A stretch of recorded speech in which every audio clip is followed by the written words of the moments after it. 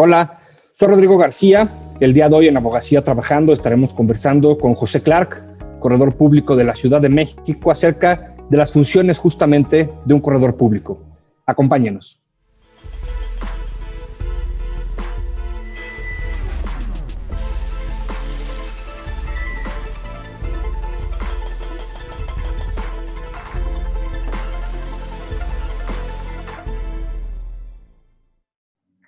José Ramón Clark Guzmán es el titular de la Correduría Pública 81 de la Ciudad de México.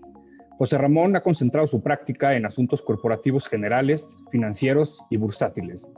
Desde 2014 fue autorizado por el gobierno federal para desempeñar funciones como corredor público, concentrando su práctica en temas mercantiles, tanto de la fe pública, valuación y asesoría jurídica.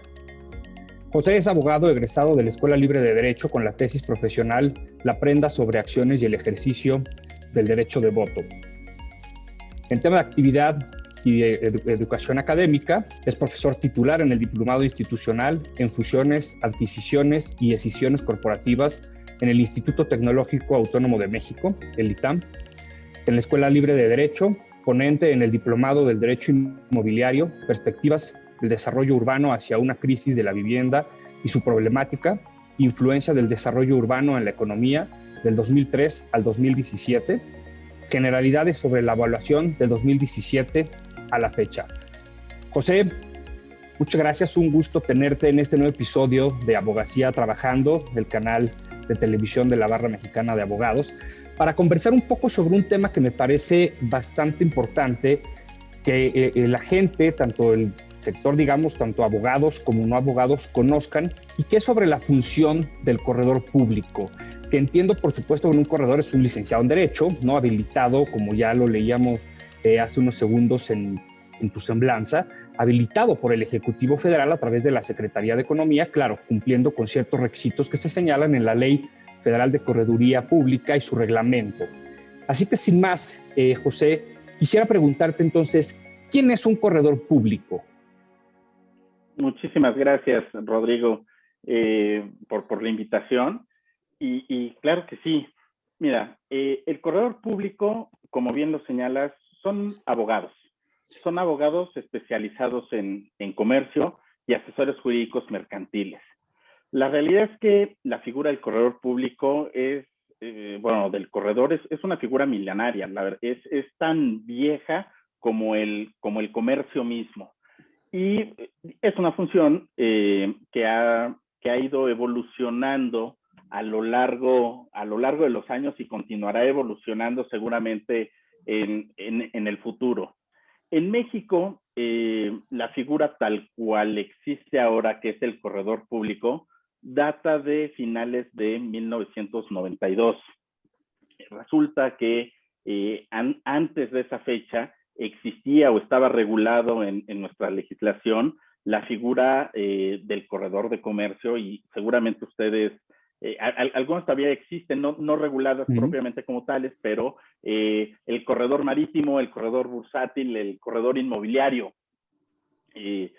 Durante la negociación del Tratado de Libre Comercio en esa época, surge la necesidad de transformar a ese corredor de comercio en un corredor público. Y es así como nace una nueva época o una nueva etapa, por lo menos en México, respecto de esta figura. Y es esta propia ley, la Ley Federal de Correduría Pública, la que establece cuáles son las distintas funciones del corredor público. Tenemos cinco funciones principales, que somos asesores jurídicos, somos mediadores, evaluadores,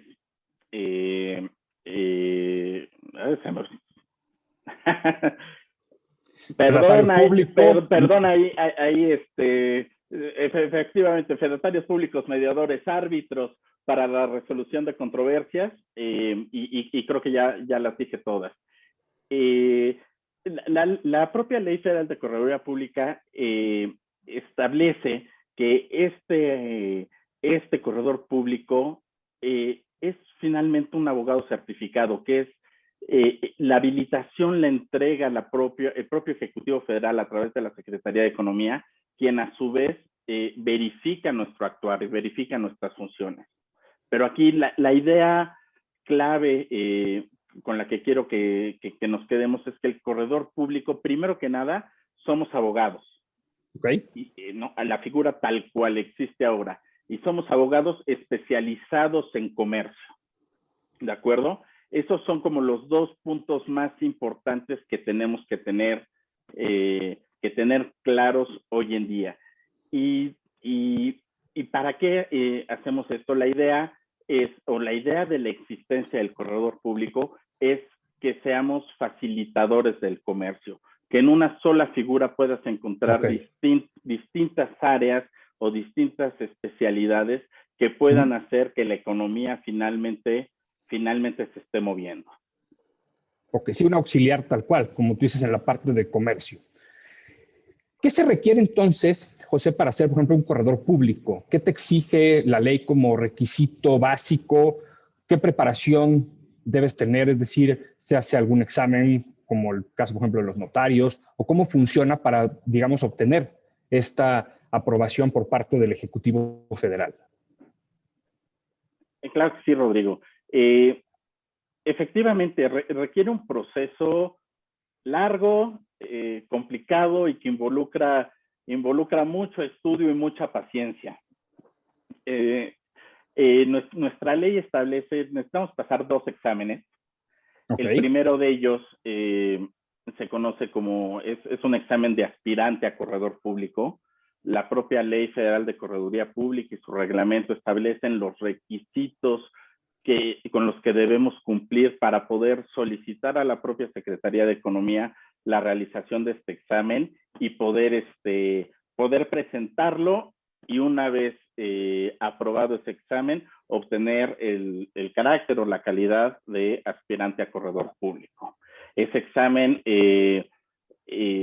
para poder realizarlo, desde luego que primero tienes que cumplir con el requisito principal que platicábamos hace rato, que es ser abogado. Licenciado en Derecho, claro. ¿No? Entonces, de entrada, son 5 años por lo menos de estudio. De la carrera. Y haber aprobado o haberte titulado como abogado con cualquiera de las formas que actualmente lo podemos hacer, ya sea con la tesis, con una maestría, etcétera, ¿no? Pero de entrada tienes que ser abogado.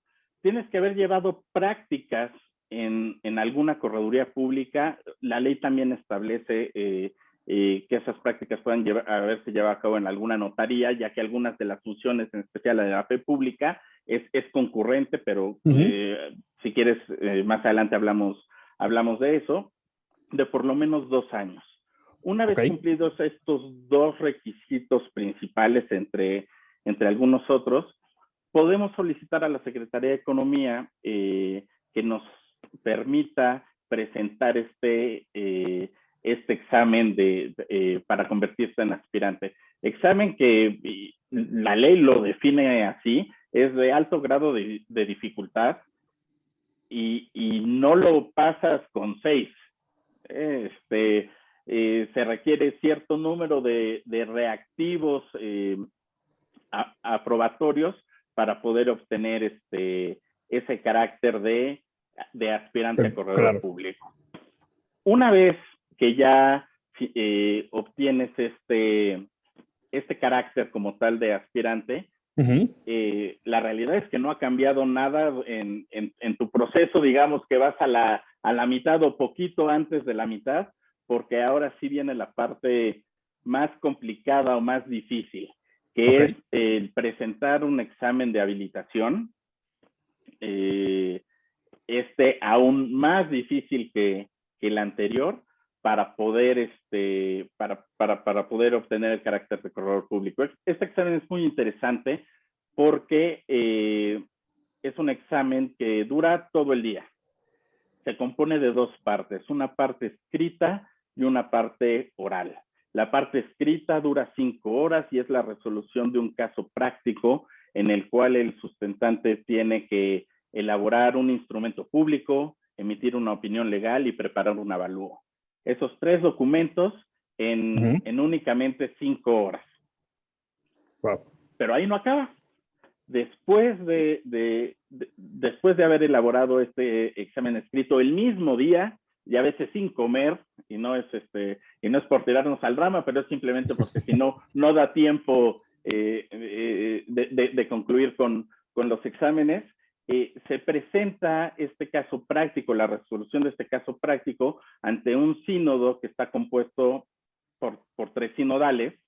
Uno de ellos, que es el presidente, es el representante de la Secretaría de Economía, que como platicamos hace rato, es la autoridad responsable, el Ejecutivo Federal que vigila nuestras funciones. Entonces es importantísimo que la Secretaría de Economía esté ahí y dé su voto para saber si el sustentante puede obtener el carácter de corredor público o no.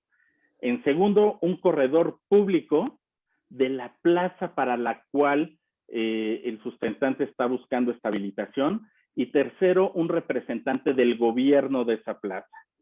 Entonces, como tal, tenemos a 2 autoridades, ¿no? El Ejecutivo Federal y al Ejecutivo Local, y a un corredor público que van a ser los que van a examinar a esta persona que está queriendo obtener ese carácter. Ahora sí, una vez aprobado ese examen, si se puede abrir la botella, ¿no? Y festejar porque obtienes Eres corredor público. porque obtienes esa habilitación como corredor público. Perfecto, José.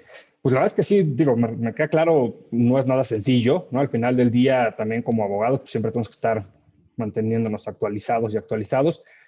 Me imagino que con esta particularidad, por supuesto, aún más con este tipo de exámenes, como lo son los de notario también. Entonces, me parece importante esta explicación breve que nos da sobre el proceso para lograr ser corredor público. Y sobre eso te haría 2 preguntas. Creo que la primera, quizá rápida de contestar, y la segunda un poco ligada a algún tema que comentabas hace unos minutos respecto a las funciones principales, a las 5 funciones que tiene concretamente un corredor público. La primera es saber cuántos corredores públicos hay actualmente en el país, y la segunda te preguntaría qué otro tipo de actividades o de funciones puede llevar un corredor público más allá de las 5 que comentabas, o si definitivamente solo son esas 5. Ok. A ver, voy a contestar tu primer pregunta. Y fíjate que ahorita que tocaste el tema del notario, desde luego que es natural comparar a las 2 figuras, sobre todo porque concurren en la parte de la fe pública. De hecho, la ley que te comenté, que nace en 1992, toma como base muchas disposiciones de leyes del notariado, ¿no? Entonces, para poder regular esa fe pública, no se inventó como tal, ¿no?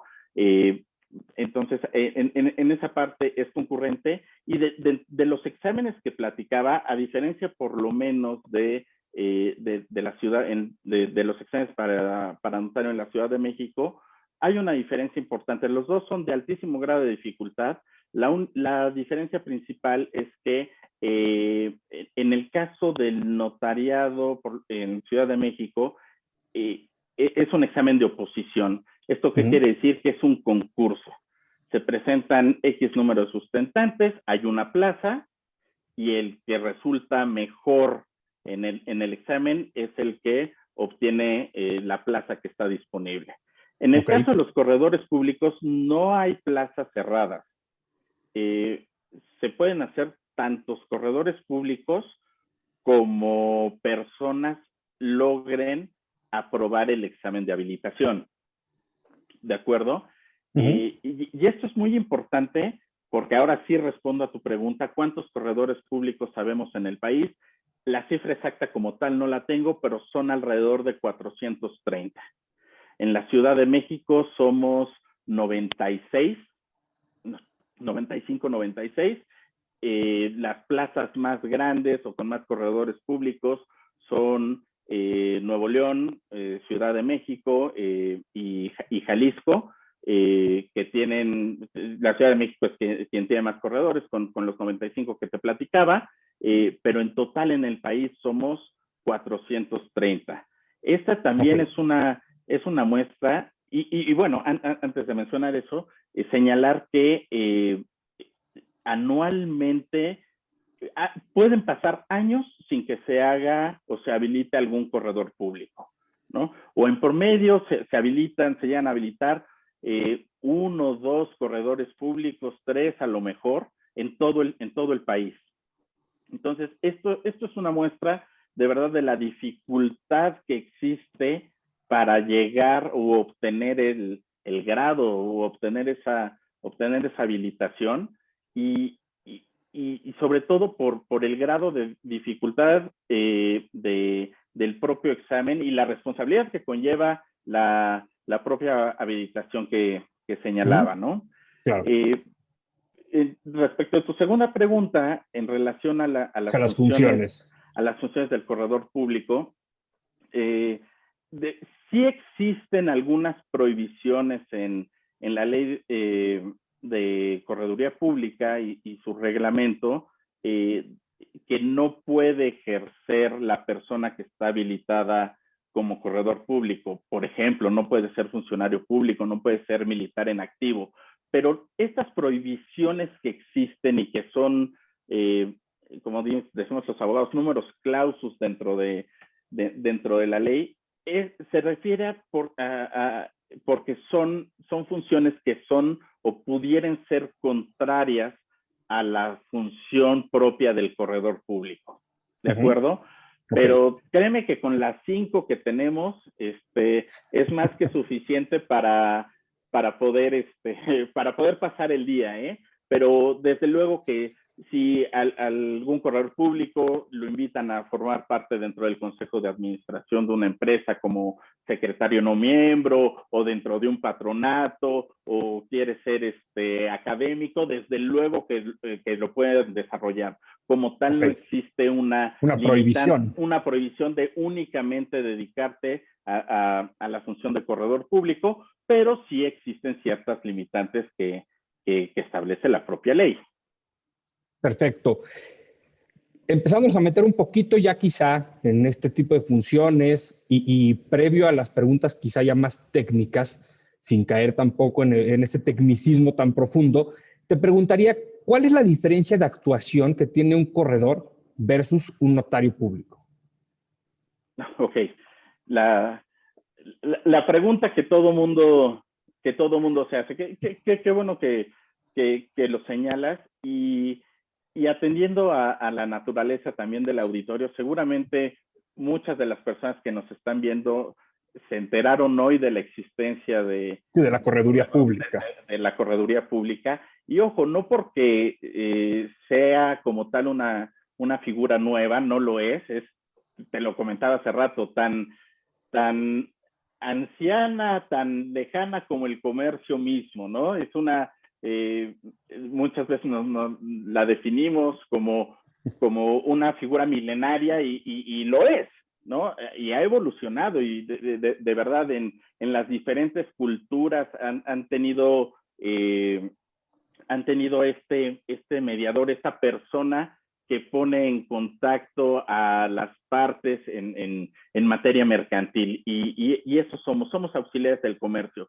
El versus con el notario concurrimos en la parte de fe pública y ambos somos fedatarios.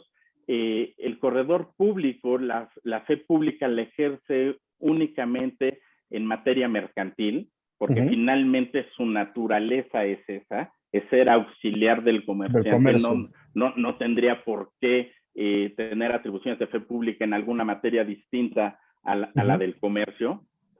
Y el notario es, vamos a decir, un fedatario público general, ¿no?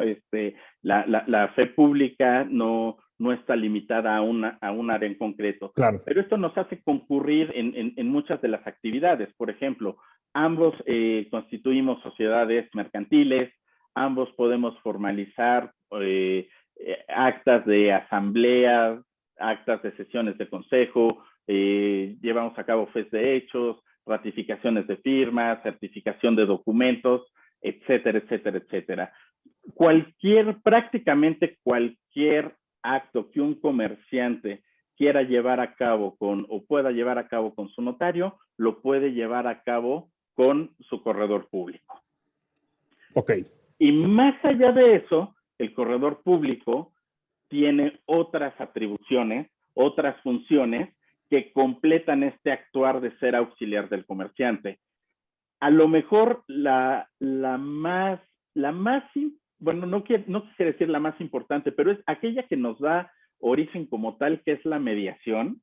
Es a lo mejor un poquito la más olvidada ya hoy en día por esta misma evolución que ha dado, pero finalmente esa mediación, que no se confunda con la mediación como medio alternativo de resolución de controversias. Claro. Ese es punto y aparte. Y que también responde la pregunta que me hacías. Tengo muchos colegas que además de corredores públicos son mediadores privados, pero mediadores como método alternativo de resolución no está esa de controversias. prohibición. Exactamente, que es punto y aparte. La función de mediador del corredor público se refiere a eso, a poner en contacto la oferta y la demanda, ser ese intermediador que necesita el comercio, ¿no? Y con esta parte de fe pública, además, que va a brindar seguridad, certeza jurídica a las transacciones en las cuales nos involucran. Tenemos la función de ser peritos valuadores también, ¿no? Entonces, estás juntando en una sola persona las distintas partes que se necesitan en una negociación mercantil, ¿de acuerdo? Y finalmente, digo, la de asesor jurídico, desde luego la tenemos, pero esa la teníamos desde el momento en que somos abogados, claro, ¿no? Y por último, el tema de ser árbitros para la resolución de controversias, ¿no? Entonces, la realidad es que si lo analizas de fondo, en una sola figura tienes, en el corredor público, una persona que te va a auxiliar desde el origen de la negociación, ¿no? Durante todo el proceso de esta aventura mercantil, e inclusive, esperemos que no, pero si se llega a dar el caso que exista alguna controversia, también va a ayudar al comerciante a poder fungir como ese árbitro para poder resolver esa controversia que puede existir entre comerciantes. Perfecto, muchas gracias por toda esta explicación y aclaración, digamos, entre las dos figuras o los dos fedatarios públicos. José, me parece que queda bastante claro, como tú dices, porque quizá muchas veces ya no solo la población en general, los mismos abogados quizá no se tiene este conocimiento sobre las funciones que puede tener un corredor público y un notario público. ¿Ustedes como corredores públicos, José, pueden apoyar en temas de fecha cierta? Sí, correcto. Qué bueno que lo comentas, porque hace no mucho en las disposiciones fiscales también que han evolucionado y los criterios en la Corte han dado un peso muy importante a la fe pública en materia de poder determinar la fecha cierta de documentos o de operaciones. Y tiene una gran importancia. Los criterios se han resumido en poder otorgar esta fecha cierta por distintos medios: la inscripción en un registro público, la muerte de una de las personas que haya participado en el acto, da la fecha cierta de que verdaderamente se realizó, o bien que estos actos o que estos documentos sean pasados por fe pública.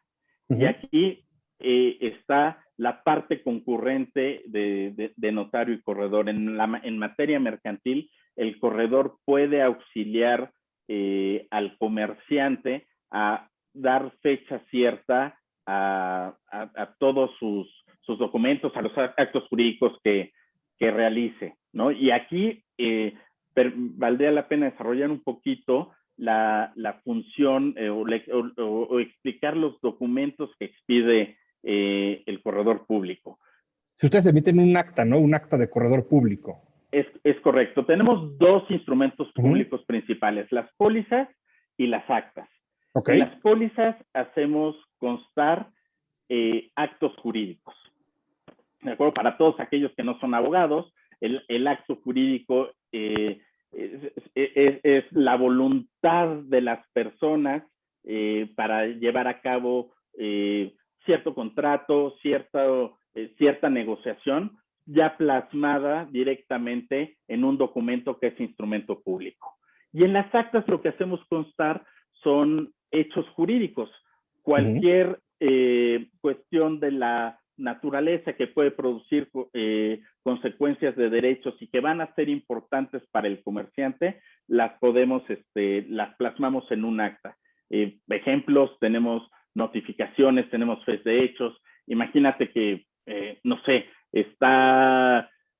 cae un relámpago sobre un poste o sobre un árbol y el árbol está a punto de caer en un almacén y se va a echar a perder la mercancía. Sí, la y mercancía. Necesitamos dejar constancia fehaciente de que esa situación de hecho está sucediendo. Hablamos a un corredor público, ¿no? Para que venga, constate esa situación de hecho y posteriormente levante un acta en la que se explique toda esta situación. Perfecto.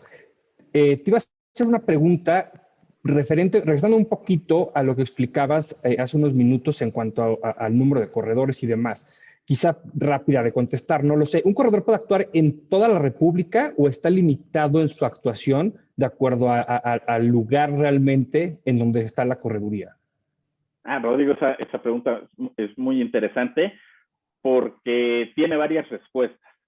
Okay. Respecto a la fe pública, el corredor público está limitado en su actuar a la plaza en la cual fue habilitado. ¿Ok? Entonces, un corredor público de la Ciudad de México solo puede actuar con fe pública dentro de la Ciudad de México. Un corredor público de la Plaza de Nuevo León solo puede actuar con fe pública dentro de la Plaza de Nuevo León. Y ojo, las plazas son las 32 entidades federativas. Claro. ¿De acuerdo? A diferencia,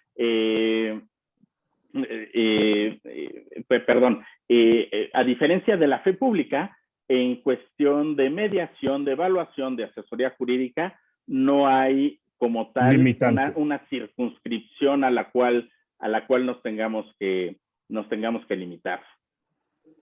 Ok, perfecto. Nos están quedando pocos minutos, José. Quizá tener una pregunta final y que no está por demás, por supuesto, con todo este rush y la actualidad. ¿Tú cómo ves el futuro de la correduría pública y la fe pública con el avance, por supuesto, que hay en las tecnologías? Ok, gracias, Rodrigo. Yo soy de la idea que la correduría pública, entre otras figuras que tenemos actualmente, tienen que evolucionar. Lo hemos comentado esta pequeña plática. Hablábamos de una figura milenaria y desde luego que la correduría pública o la correduría como era en Roma o en el antiguo Egipto, inclusive con los aztecas, la figura del forsteca, ha evolucionado bastante a lo que conocemos hoy en día, al corredor público que conocemos hoy en día. Te comenté que en 1992 se reformó en nuestras leyes el tema del corredor de comercio para dar paso a la figura de corredor público como la conocemos actualmente, y evidentemente va a tener que evolucionar, pero yo creo que va a ser es una figura, tanto corredor como notario también, que en nuestra tradición jurídica es necesaria y es importante, más allá del avance de la propia tecnología. Muchas veces me han hecho la pregunta respecto de estas nuevas tecnologías, respecto de las tecnologías de encriptación, del blockchain, si en algún momento va a llegar a reemplazar al corredor o va a llegar a reemplazar al notario. Inclusive, por ejemplo, te hablaba hace ratito de constataciones o fes de hechos. Me dicen, es que hoy en día la realidad es que todo mundo trae un teléfono inteligente y una situación de hecho la pueden grabar 5 o 6 personas al mismo tiempo, ¿no? Cosa que es cierto, pero ahí no hay que perder de vista que el corredor público está habilitado por el gobierno federal y deriva su función o esta parte de la fe pública del poder finalmente del Estado, ¿no?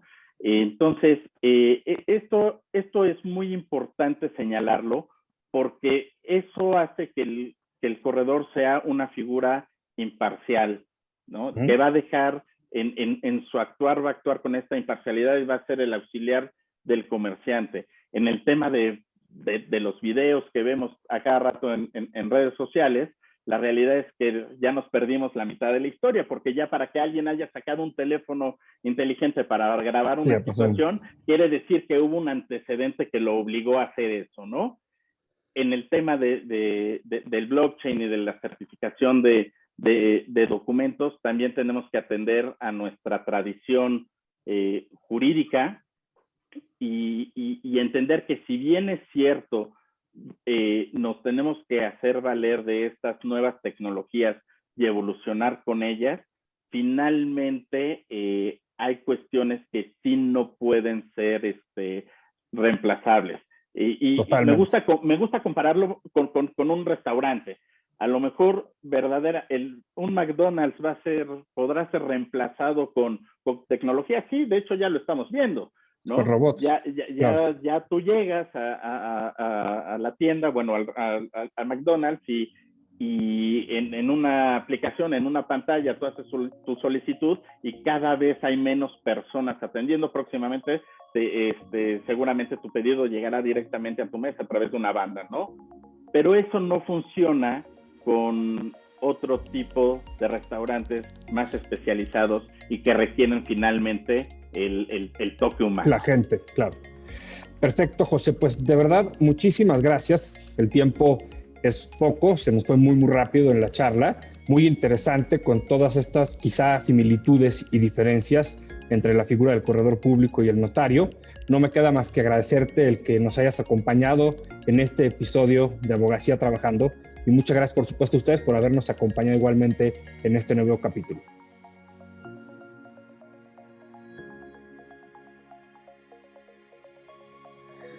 Un tema me parece no novedoso, por supuesto, ya lo comentaba José, un tema que incluso se considera milenario, probablemente no por la existencia de la figura del corredor público, pero sí un tema quizá un tanto desconocido, tanto que sea en el mundo de los abogados como por supuesto en la ciudadanía, en donde muchas veces ubicamos mucho más la figura de un notario público que de un corredor público.